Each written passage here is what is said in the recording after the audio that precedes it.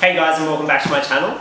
If you've been following along, you'll know I just got back from doing fieldwork up on the Great Barrier Reef for 2 weeks. And whilst I was up there, I was thinking I need some more fish to fill out my upside down tank.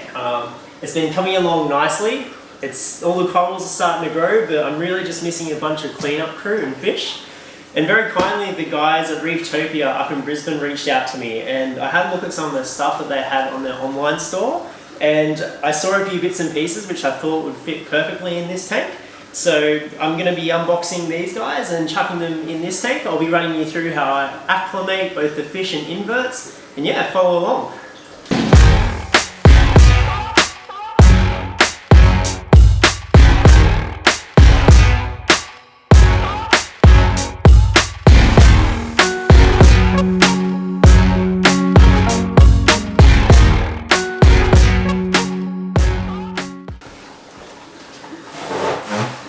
Alright, let's see what we've got. Full disclaimer, this is actually the first time I've ever got fish and corals online. I've always been a bit skeptical about it. It's really quite cold here in Penrith or in Sydney at the moment. So I'm keen to see how they survived. They've only been in the box for about 12 hours, so hopefully they're okay, but let's see how they feel. I don't actually really know exactly what I got either, so it's going to be a surprise for all of us. Oh wow. Oh, packed by Kai and Jem. Thank you so much, guys. Some chub chops, these will come in handy later. Oh, they're actually still quite warm, which is nice. Let's see what we've got. Okay.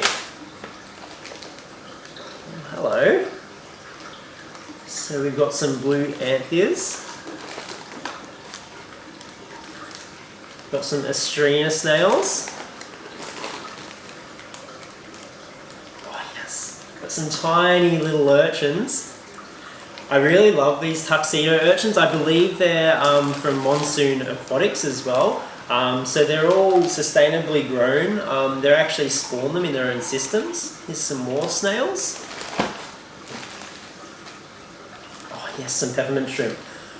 I've been a bit skeptical about getting peppermint shrimp just because I know that they can sometimes eat corals, but I do have a bit of aptasia in this tank at the moment, so these guys should hopefully help out with that a bit. Another beautiful assessor. Some more stuff. This is so good. I'm gonna not have any algae left. And another coral goby. I absolutely love these coral gobies. I think they are so pretty, especially when they form little families. I've got a pair of them in my other tank, but I don't know, I might put this guy in with them, or I think I'll put him in this tank actually. He deserves some acro to sit in. So yeah, so now I am going to start acclimating them. Okay, so the first thing I do before I'm going to put any fish in is I'm just going to check that my salinity is right. This is particularly important when you're introducing invertebrates such as urchins and snails into tanks, and especially shrimp too. Invertebrates are a little less tolerant of changes in salinity. So this is bang on 35. I should probably test the water in there, but I'm just going to assume it's 35 because it comes from reputable people like Reeftopia. But yeah, next thing I'm going to do then is I'm going to transfer all these bags into here. I'm just going to let the temperature acclimate for a bit. I'll leave them in there for 10-15 minutes, and then I'm going to start slowly pouring in water into the bags and let them acclimate that way as well. So yeah, stay tuned.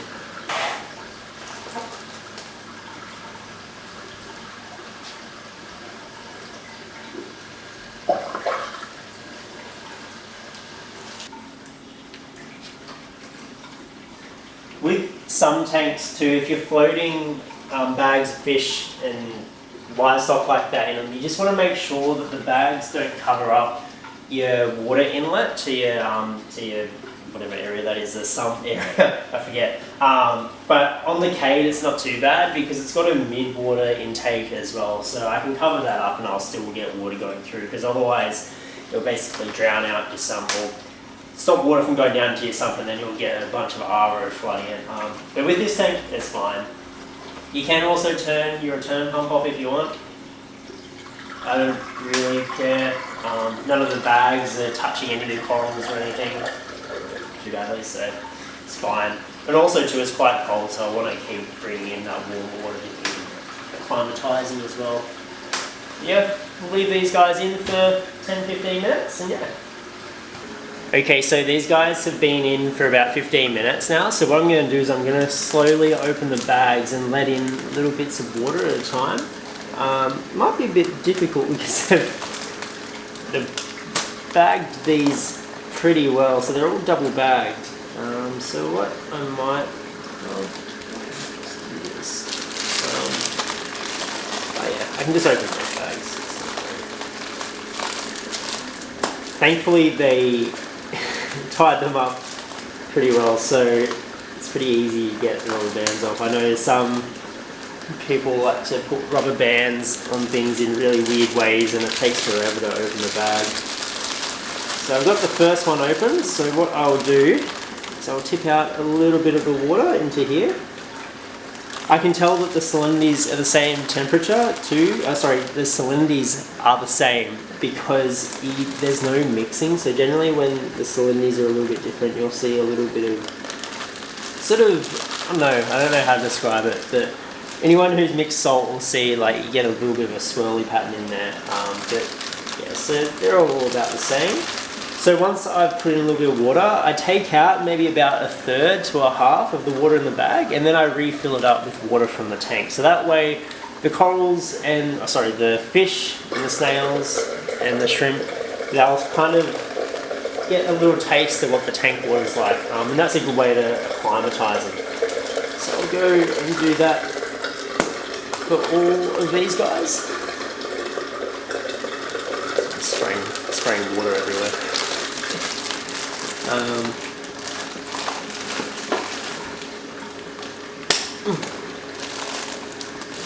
Bag them well, which is nice. There's nothing worse than getting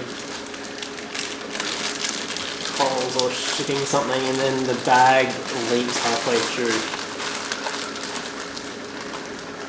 So you can see the water's about that high. So I'll tip out about yay much to there.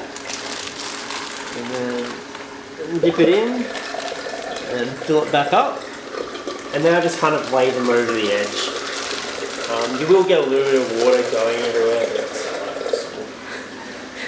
If you've been an aquarist and having to have water go all over your tank, then you're not a true aquarist. These guys. Stringer sounds, I think. Yeah, so basically I'll just do this for all of them. And I'll leave these guys acclimatizing for probably another 10-15 minutes or so. To be honest, you could probably get away without doing it, but I like to err on the side of caution. It's always good just to have a towel hanging around to clean up anything. Okay, so these guys have all been in here for about 15 minutes now. I've replaced the water twice in these bags, so the water in the bag should be as close as possible to the water in here. The reason why we do that is we just don't want any sort of shock, whether that be temperature, salinity, even pH, dissolved oxygen. It just really gives your fish and inverts the best chance possible. You're getting a good head start in your tank. Another reason I like keeping them in the bags like this is if you keep the bags intact and keep all these little rubber bands, it means that you have a bunch of leftover bags which you can use to take to frag meats and stuff like that, or if you ever need to transport fish and corals, you can chuck them in these bags. So I recommend keeping these. I always have a little tub outside where I keep all my bags in. Not those sorts of bags, but yes, they're always handy to have, so I try and keep at least a few of them. Okay, so we're going to start with this little coral goby here.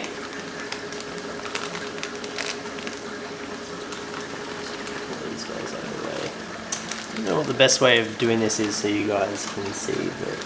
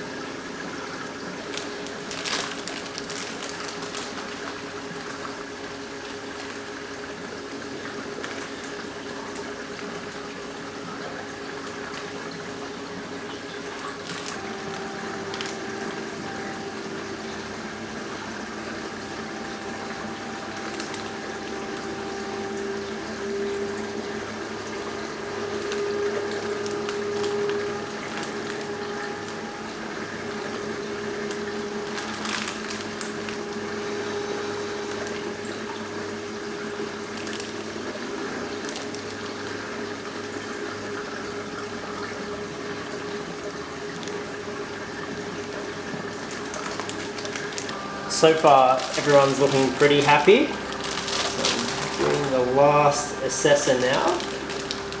The snails might be a bit tricky, so I'll have to get them out of the bag. So there we go.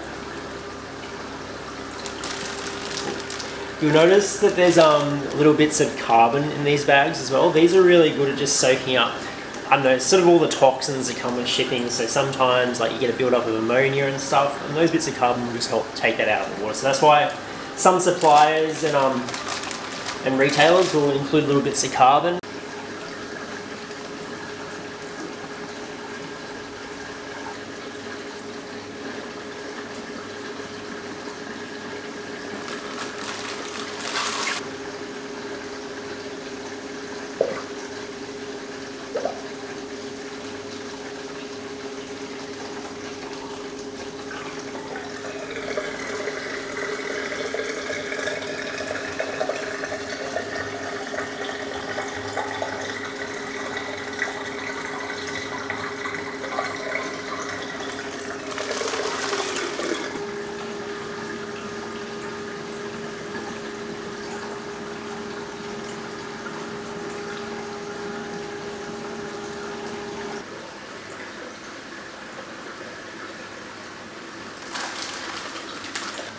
Okay, so all the livestock's in the tank. In total, I got 2 assessors, 1 coral goby, 4 peppermint shrimp, and about 9 different snails, and 4 tuxedo urchins. So I'm keen to see how they go. I did put some of the snails in my other tank just because I needed a few like little small ones to get into all the little cracks, as I was starting to get a little bit of bryopsis in there.